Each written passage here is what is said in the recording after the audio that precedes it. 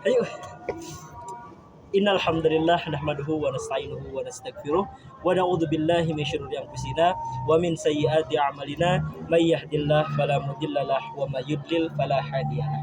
Ya teman-teman, mohon maaf sekarang kita lagi berada di gunung ya. Jadi mohon maaf bila mungkin di video ini kurang bagus ya. Mohon maaf. Ya, mungkin pada kali ini perkenalkan, nama saya Diki Firmansyah dari kelas 12A Agradaksa dan saya Ajril Sultan Aiman kelas 12 Agradaksa juga. Jadi kita akan menjelaskan apa? Ya, kami dari absen 7 dan 8. Ya, kami yang pertama ada 2 bahasan yang akan kita bahas di video kali ini.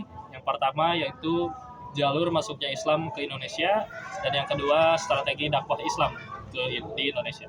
Ya, mungkin untuk yang pertama saya akan menjelaskan dulu jalur masuknya Islam ke Indonesia. Bismillahirrahmanirrahim. Jadi Islam pertama kali lahir di Mekah, Arab Saudi, dan menyebar ke Indonesia melalui jalur dengan perdagangan sebagai saluran utama. Nah, pedagang Muslim dari Arab seperti Arab, Persia, Gujarat, dan Cina memperkenalkan ajaran Islam di pelabuhan-pelabuhan penting seperti Malaka, Aceh, dan Gresik. Nah, selain barang dagangan, mereka membawa nilai-nilai Islam seperti kejujuran dan amanah yang menarik simpati masyarakat lokal. Nah, perkawinan antara yang selanjutnya yaitu ada perkawinan antara pedagang atau ulama Muslim dengan tokoh lokal juga menjadi sarana dakwah yang efektif dan membuka jalan bagi penyebaran Islam di lingkungan aristokrat yang sering menjadi teladan bagi rakyat. Nah, selain itu, Islam menyebar melalui pendidikan dan seni budaya.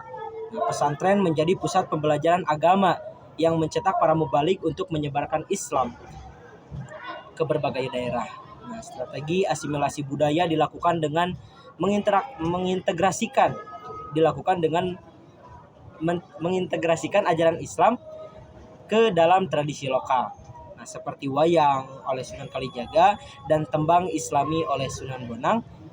Nah, pendekatan ini yang diperkuat oleh para wali songo yang menjadikan Islam diterima secara damai dan terasa akrab bagi masyarakat.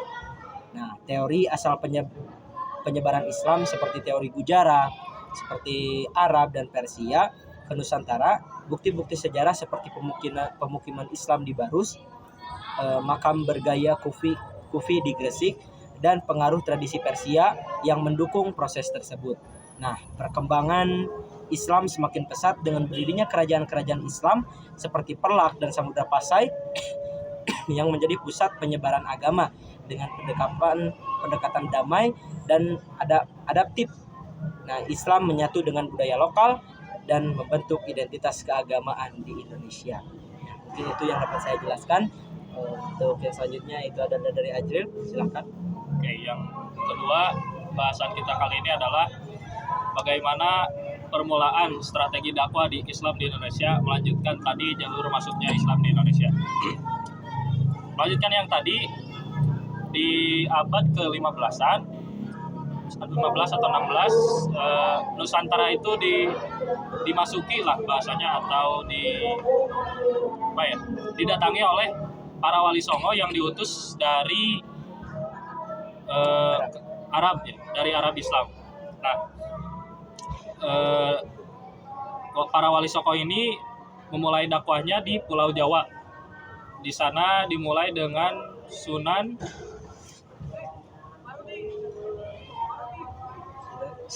Gresik. Sebentar ya. Sebentar. Mungkin ini ada kesalahan, tapi mohon dimaklumi.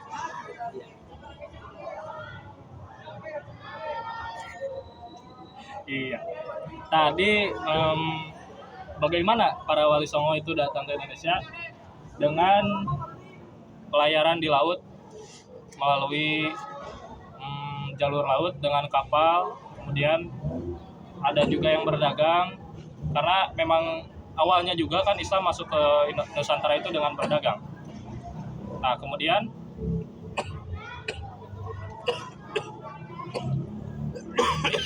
ya mohon maaf ya, gunung ini dingin sekali, jadi mohon maaf. Tadi betul, yang pertama adalah Sunan Gresik.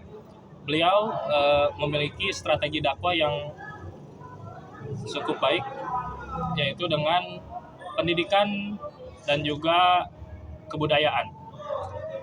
Beliau ini mendirikan pesantren di Gresik. Gresik adalah nama tempat, nama daerah di Indonesia. Di sana didirikan pesantren. Kemudian pesantren itu melahirkan kadar-kadar dakwah yang berkualitas, berkompeten, yang dapat disebarkan ke seluruh Pulau Jawa.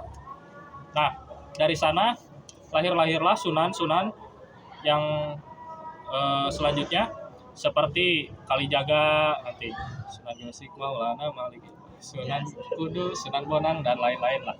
Nah, selain pendidikan juga nanti akan dikembangkan lagi oleh Sunan Kalijaga dengan seni budayanya. Nah, beliau menggunakan wayang, kemudian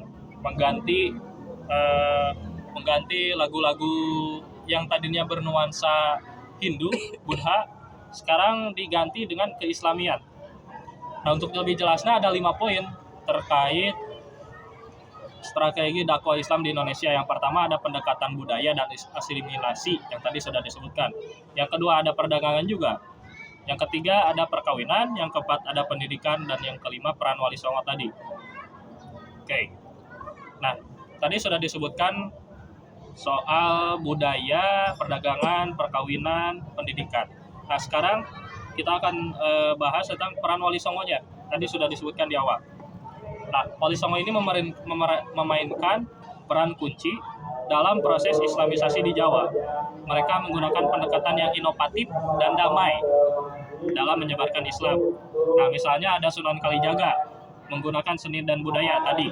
Kemudian ada Sunan Bonang menciptakan suluk dan tembang Islami yang syarat pesan moral seperti suluk Kujil yang mengajarkan tentang perjalanan spiritual seorang muslim.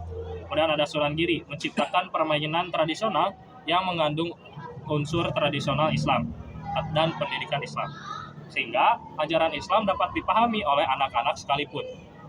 Pendekatan ini menunjukkan bahwa Wali Songo sangat memahami psikologi masyarakat lokal, sehingga Islam diterima dengan damai dan menjadi bagian dari kehidupan masyarakat sehari-hari. Nah, Islam itu datang dengan damai, tidak dengan perang dari dulu sampai sekarang. Nah, adapun Wali Songo ini memiliki kecerdasan yang luar biasa dengan dibarengi iman, sehingga dapat menciptakan inovasi-inovasi. Mulai dari contohnya Sunan Muria yang mengadakan kursus-kursus untuk para petani, para nelayan, kemudian para pekerja lainnya dalam melakukan pekerjaannya dengan lebih efektif, seperti memanen dengan lebih efektif, kemudian menangkap ikan dengan lebih efisien. Itu diajarkan juga oleh para sunan, sehingga